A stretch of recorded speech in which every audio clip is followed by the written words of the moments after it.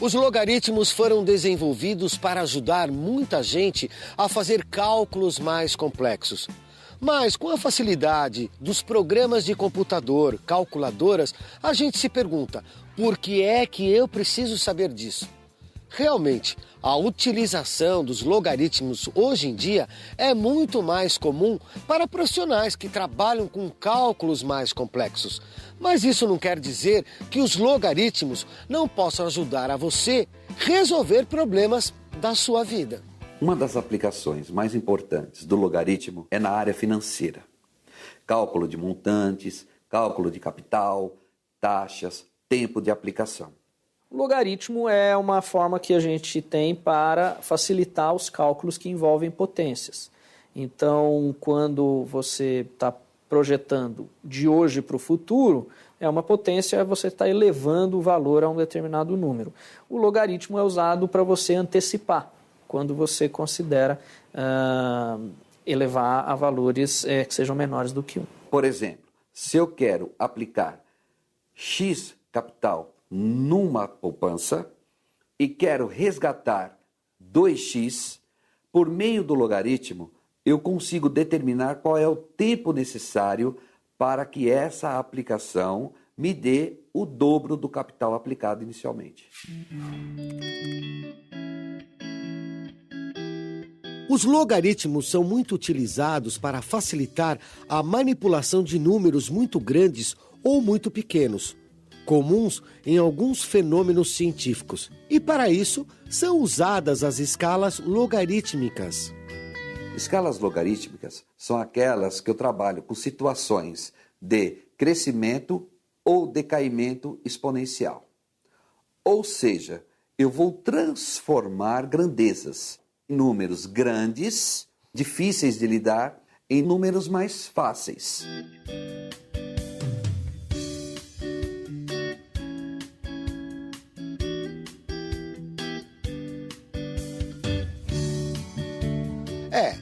O logaritmo também é muito importante para quem quer ser químico, porque o químico precisa conhecer o conceito de logaritmo para calcular o pH, por exemplo.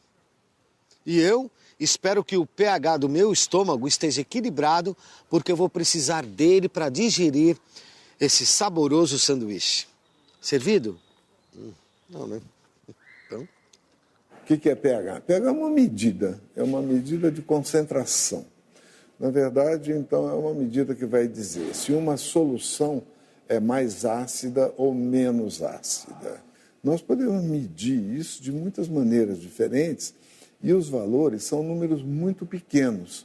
Então, são 10 elevado a menos 2, 10 elevados a menos 3, 10 elevados a menos 7, enfim, números incômodos de serem manipulados e utilizados.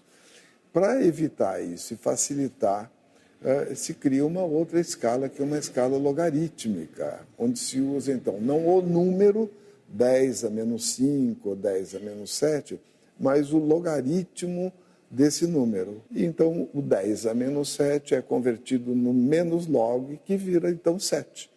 Então, os números ficam números redondos e mais fáceis de serem usados.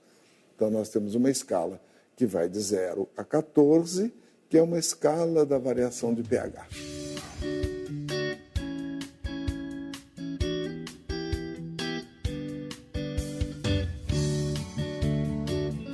Os logaritmos aparecem em lugares que a gente nem imagina. Você sabia, por exemplo, que a escala que mede a intensidade dos terremotos é baseada em logaritmos?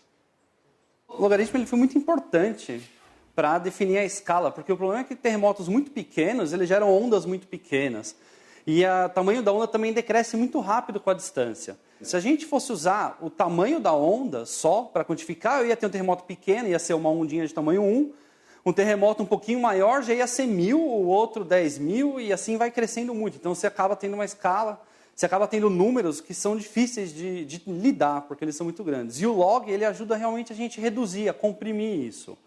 O log ele tem essa propriedade bacana que quando eu vario de 1 para 2, na verdade, o número por trás está variando 10 vezes. Só para a gente ter uma ideia, um tremor até o grau 2 da escala Richter nem se consegue detectar. Já entre os graus 2 e 2,9, a gente não sente, mas os equipamentos já detectam. Um tremor de grau 3 a 3,9 a gente já sente, mas dificilmente danifica alguma coisa. Entre os graus 4 e 4,9, os objetos se movimentam, mas dificilmente algum dano importante acontece. Já entre os graus 5 e 5,9, edifícios mal construídos podem sofrer alguns danos maiores. Mas quando o tremor está entre os graus 6 e 6,9, já pode provocar destruição em um raio de até 180 quilômetros de distância do epicentro. O maior terremoto que a gente teve aqui no Brasil foi na Serra do Tombador, em 1955, de magnitude 6,2, mas pela época e a densidade populacional perto dele, ele não causou bastante destruição. Se o terremoto ficar entre 7 e 7,9 graus, pode provocar danos graves em zonas mais vastas. Entre os graus 8 e 8,9, os danos sérios podem alcançar centenas de quilômetros do epicentro. E se chegar à faixa de 9 a 9,9, o terremoto é devastador em um raio de milhares de quilômetros. O maior sismo que a gente já documentou, ele foi no Chile e foi magnitude 9,6.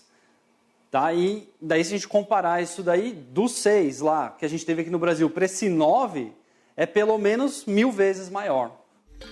Agora, se passar de 10 graus, ainda não dá para saber a extensão dos danos.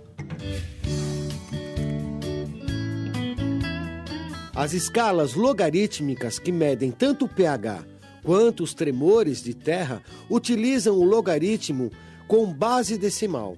Mas os logaritmos podem também utilizar outras bases, como o número neperiano.